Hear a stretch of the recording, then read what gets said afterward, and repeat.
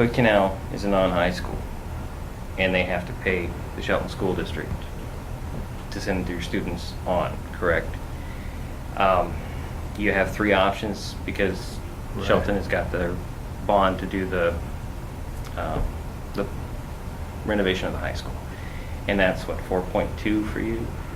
Is that right? Yeah, that's correct. So there's a couple of things. One, we currently pay a non-high school fee because we're only a K-8 right now. So yes, for our 9 through 12 students, we pay a non-high fee at the same time. When a construction bond is run, we also owe a portion of that cost as well. So we were assessed to $4.2 million in response to that construction bond.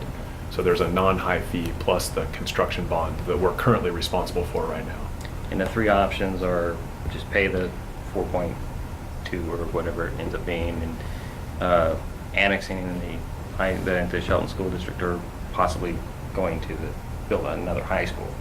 Right. You're in the process of gathering information. You're not going to just slam the gavel and say, we're going to do this. You want to hear from the people. So what have you heard? So that's a great question, and you're absolutely right. So $4.2 million was assessed, and because that's a high rate and we can't afford to pay that right now, we wanted to go out and ask our community, what do you think we should do? So after some careful research and taking a look at the different options that could exist for our school district, option number one was definitely pay our share, and that would be running a capital projects levy and going out and asking voters to support or to see if option one was something that they wanted to do. Two would definitely be annexation, and option three would be a cooperative high school in our case. We really felt that to offer a comprehensive program, we would need to do something that was more comprehensive, or cooperative in nature. So we did work with a Pioneer School District to see if that could be an option we could put on the ballot, or that we could put on in the letter. So right now, we are in the process of collecting feedback from our community to say, how would you like us to respond? And your answer to that is great, because we've had a chance to go around to various different community members right now, and we also have our online survey. So our most recent online survey indicated that about 70% of our community would prefer that we pursue option number three at this particular time. But that survey isn't done being run, and certainly there are more and more people that we get to talk to and have respond to that. So we're hoping to run the survey into June so that we can collect that feedback and then see what our community says. And when I was talking to Pioneer, we were talking, you get 4.2, they have $4.5 million. You add that together, that gives you just shy of $9 million.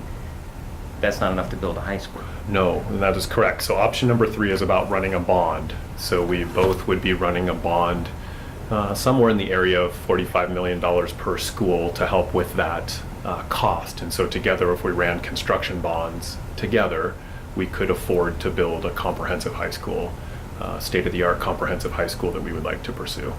Now, from a taxpayer point of view, I mean, they might say, well, we just approved building a new school. Why would we want to go out and do more on me as a taxpayer? And that's exactly why we need the input, because if the largest majority of our population says this is something we believe that's important and this is something that we could support, then we would want to pursue that as an option. So that's why the input at this part is so important, because if there's a large group that says this is something we should do, then we want to be able to design a plan of action that could support that community wish. Now, you have the survey. Do you have any community forum plan? Yeah, we've done a variety of community forums already with community service groups. We are, for our community right now, looking at doing a family night on the 25th of May, which we offer to our community. And part of that 25th family night would be to offer another forum for our community members that are a part of the school district. We've also scheduled a variety of other appointments around our service area to make sure that happens. And then we're looking at doing a forum for our entire community later on in the spring. So you're saying that option three, look at building a new high school. I'm not saying that any of this is done. Yeah, no, that's a very good point. It isn't done as of this point, but we have been able to collect about, I'm not sure, I'd have to go back and see how many community responses there were up to date right now, but the largest majority of preference right now has been towards the option three.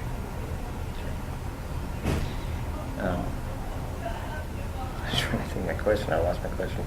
Let's see. What happens, I'm just throwing this out here, that if you're saying that option three for Hood Canal School District residents is their option, what if Pioneer says, well, we don't want to do that, we'll just pay our bill and move on? what would you do? Would you just? Yeah, that would definitely have to be something we talked about. So one of the things that we haven't had a chance to do yet is get back together as the two school districts and review our data. So while Pioneer's doing that, we'll be doing that, and then we will need an opportunity to get back together with each other to talk about what did you find out from your communities. So that would be a little harder to answer without knowing what the data says at this point. Yeah. Well, it sounds to me like you're a little bit further in the process than Pioneer is. They're, they have the online survey, but they do have they have a couple of forums coming up. So it sounds to me like you're ahead of the curve, just a little bit. Oh, is it? Yeah, Just a little bit. I'm not sure how many community meetings that he's had, but we have a fair number of them set up, and have completed them, and that's what I'm doing too. Is whenever we go into a community forum, the important part of that is we get to hear a lot of the concerns that community members have, of course. So the face-to-face communication is a powerful way for me to better understand maybe what topics or issues are coming up. So. Yeah, I mean, we believe that's important, and we're, out there on the weekdays and on the weekends doing the best we can to make sure we can hear from as many voices as possible. Do you have a set timeline? Do you have an end date goal here? Yeah, I mean, certainly we would want to be done with the process by the end of June. So we both have board meetings that will occur towards the end of June, and we would need to be in a place where we could make a decision at that point in time, because I think Shelton School District will also want to have an opportunity to know more about what the community feedback we gathered was too. So I'm going to go into questions that are probably hard to answer. Okay. Hard to answer. We can answer what we can. Yeah. If both districts decide to say, well, let's go ahead and go build another high school or a combined high school, you have bordering districts, which a lot of people don't even think is possible. Right. You have borders. Where would you prefer to see this built? Well, one of the things we've been telling our community members is that no matter where the location is, it has to be in a place that's conducive to transportation for both school districts. So by that I mean, we have students all the way up in Lilliwaup North on 101 that do travel a fair number of minutes on a bus. So we would want to make sure that wherever that location was, it was as close to equidistant in terms of transportation as we could make it. So we would have to go out and look at properties that were not only shared, but were a place where that transportation could happen for us. So that's a great question, because we don't have a purchased piece of property right now, but we know where our border is shared, and then we would take a look at the surrounding areas to see what might be available for us. Okay. So the Canal School District doesn't have any extra property out there? Correct. No, not enough. Pioneer does have a few acres. Oh, okay. More than a few acres from what I was explained. I don't know. That would have anything. Yeah, and again, those are all conversations, you're right, Diedrich, that we haven't had a chance to talk about, because we don't even know if our community would, they may not even pursue that option, or that might be something that we don't get down the road on, but we do need to be thinking about it in case it's an option that folks want to explore.